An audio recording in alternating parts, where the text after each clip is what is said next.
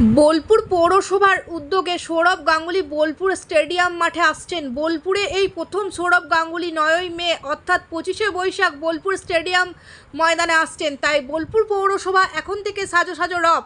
সৌরভ গাঙ্গুলি বোলপুরে স্টেডিয়াম ময়দানে আসছেন, সেই উপলক্ষে আজকে বোলপুর পৌরসভার চেয়ারম্যান মাননীয়া পর্ণা ঘোষ সাংবাদিকদের মুখোমুখি হন। কাজী আমিরুল ইসলামের রিপোর্ট, সিউরি টাইমস, বোলপুর। প্রথমেই আমাদের যে সমস্ত সাংবাদিক বন্ধুরা রয়েছেন তাদেরকে বলি যে আগাম যে নতুন বছর আসছে, শুভ নববর্ষের অনেক অনেক শুভকামনা, শুভেচ্ছা। সবাই ভালো থাকুক পৌরসভার পক্ষ থেকে এই কামনাই করি। আমরা কম বেশি সবাই জেনে গেছি যে আমাদের বাংলা ক্রিকেটের তথা ভারতবর্ষের প্রবাদ পুরুষ আমাদের মহারাজ প্রিন্স দ্য ক্যালকাটা সৌরভ গাঙ্গুলি আমাদের বোলপুরে আসছেন।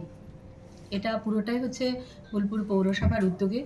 আমরা খুবই খুশি এবং আমরা গর্ববোধ করছি যে হ্যাঁ, এত বড় একজন খেলোয়াড়কে আমরা আনতে পারছি। বোর্ড অফ কাউন্সিলরের অনেক দিনেরই ইচ্ছে ছিল যে একবার যদি আমরা ওনাকে আনতে পারি। তাছাড়াও খুব খেয়াল করলে দেখবেন যে আমাদের মাননীয় মুখ্যমন্ত্রী খেলার প্রতি একটা বিরাট প্রসার ঘটাচ্ছেন বা ঘটিয়ে চলেছেন। সব খেলার ক্ষেত্রে মহিলা পুরুষ নির্বিশেষে সমস্ত জায়গায় খেলার দিকে তিনি বিশেষভাবে লক্ষ্য রেখেছেন।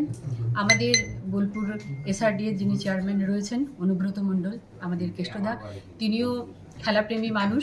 সবসময় খেলোয়াড়দের সাথে পাশে বা যে সমস্ত উদ্যোক্তারা এই সমস্ত খেলাগুলো করাচ্ছেন তাদের পাশে সবসময় আছে। তো এ ব্যাপারে যখন আমরা ওনাকে জানাই তো কেষ্টদা স্বাভাবিক কারণে খুবই খুশি হয়েছেন এবং তিনি সবসময় আমাদের পাশে আছেন। আমাদের যে বোর্ড অফ কাউন্সিলরের এই চাহিদাটা ছিল যে মহারাজকে আমরা একবার বোলপুরে আনতে চাই, এটা কিন্তু মানে বাস্তবায়িত হয়েছে সুদীপ্ত ঘোষের জন্য। উনি আমাদের বোলপুর মিউনিসিপ্যালিটির এসআই। তো দেখতাম মাঝে মধ্যে যে ইডেনে খেলা হচ্ছে, ওনারা একসঙ্গে বসে কথা বলছেন, চা খাচ্ছেন, তখন আমাদের বাসনাটা আরও একটু বেশিভাবে জাগে যে যদি বোলপুরের মাটিতে একবার আনা যেত। তো পুরোটাই সম্ভব হয়েছে ওনাকে ধরেই, ওনার হাত ধরেই।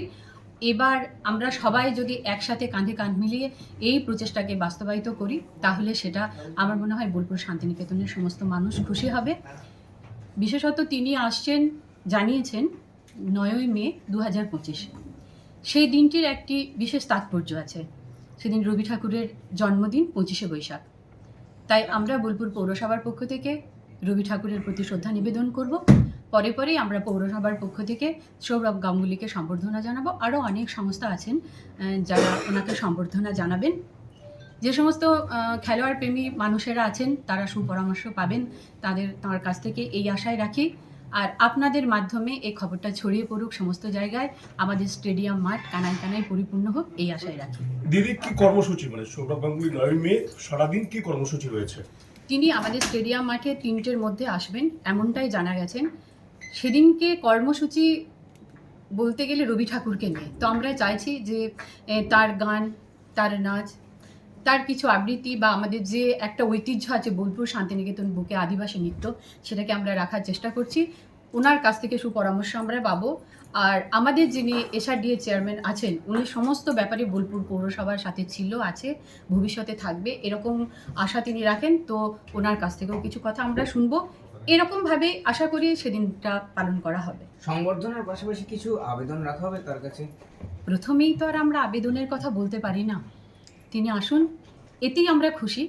আবেদন রাখার সময় তো আছেই, সেটা না হয় ওখানে গিয়েও বলে আসতে পারি, কিন্তু আমাদের সম্বর্ধনার মাঝে আমাদের যে আমরা জানি মানুষকে কিভাবে সম্মান জানাতে হয়, অতিথিদের কিভাবে বরণ করতে হয়, তার মাঝে যাতে কোনো ত্রুটি না থাকে বলেই কিন্তু আমাদের দেখুন বোর্ড অফ কাউন্সিলরের আজ মিটিংয়ে সমস্ত কাউন্সিলররা এসেছেন, আমাদের সমস্ত আধিকারিকেরা এখানে রয়েছেন। আমরা চাই যে এটা যেন সুষ্ঠুভাবে সুন্দরভাবে হয়, এর মধ্যে যেন কোনো খামতি না থাকে।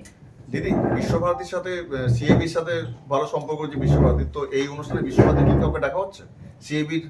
দেখুন, বোলপুর পৌরসভা, শান্তিনিকেতন, বিশ্বভারতী, বোলপুর কোনোটাই কিন্তু আলাদা চোখে দেখে না। পৌরসভা সবাইকে নিয়ে সবাইকে মিলেই চলতে চায়। তাই এত বড় অনুষ্ঠানে বিশ্বভারতী সবসময় পৌরসভার সঙ্গে থাকবে। আমাদের বিশ্বভারতীতে যে সমস্ত গুণীজনেরা রয়েছেন তারা যদি এই অনুষ্ঠানে আসতে পারেন, আমরা যদি আনতে পারি, আমরা নিজেরাই গর্বিত হব। উপাচার্যকে জানানো হবে? অবশ্যই জানানো হবে। যেহেতু প্রথমবার আসছেন বোলপুরে উনি, প্রথম বোধহয় সম্ভবত বোলপুরে প্রথম, হ্যাঁ, তো বোলপুরে যারা ক্রিকেটের যারা যে প্লেয়াররা রয়েছে, উনি তো ক্রিকেটের মহারাজ বলা হয়, তো আলাদা করে ক্রিকেট যারা এখানে বোলপুরে প্লেয়াররা রয়েছে তাদেরকে কি এখানে কিছু আমরা বিশেষ কোনো আমাদের সাজো সাজো রব একটা উঠে গেছে। আমরা খুবই খুশি যখনই জানতে পেরেছি যে হ্যাঁ উনি ওই দিন আসছেন, এই সম্মতি উনি জানিয়েছেন, তখন থেকেই আমাদের একটা সাজো সাজো রব উঠেছে এভাবেই যে আমরা চাইছি বীরভূমে যত মিউনিসিপ্যালিটি চেয়ারম্যান আছে তারা এখানে আসুক, সাথে সাথে আমাদের যারা ভালো ভালো খেলোয়াড় তারা আসুক, কেননা দাদার কাছ থেকে আমাদের মহারাজের কাছ থেকে কিছু সুপরামর্শ তারা পাক, খেলায় এগিয়ে যেতে যাতে তাদের একটু কোনো সুপরামর্শ পেলে সাহায্য হয় সেটা তারা পাক, এটা আমরা সবসময় চাইবো, যে কারণে খেলাপ্রেমী মানুষেরা ওখানে থাকবেন। খেলার মান বাড়াতেই কি এমন উদ্যোগ?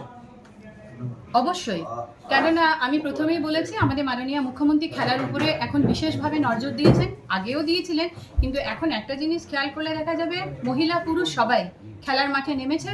আর বারবার দেখবেন আমাদের বোলপুরে যে ভালো ভালো খেলা হয়ে যাচ্ছে, সুন্দরভাবে হচ্ছে, তো সেখানে আমাদের এসআরডিএ চেয়ারম্যান বলেই থাকেন যে আপনারা মোবাইল ছেড়ে মাঠে আসুন, তো সেটাকেও তো আমরা বোলপুর পৌরসভার পক্ষ থেকে বাস্তবায়িত করতে চলেছি, আর খুবই খুশির সঙ্গে করতে চলেছি যেহেতু মহারাজ আমাদের বোলপুর শান্তিনিকেতনে আসছেন। এসআরডিএ চেয়ারম্যান কি থাকবেন বোলপুর স্টেডিয়াম? অবশ্যই থাকবেন, অবশ্যই থাকবেন। একদিনেরই কি কর্মসূচি রয়েছে? শুধু 9 মে? ঠিক আছে।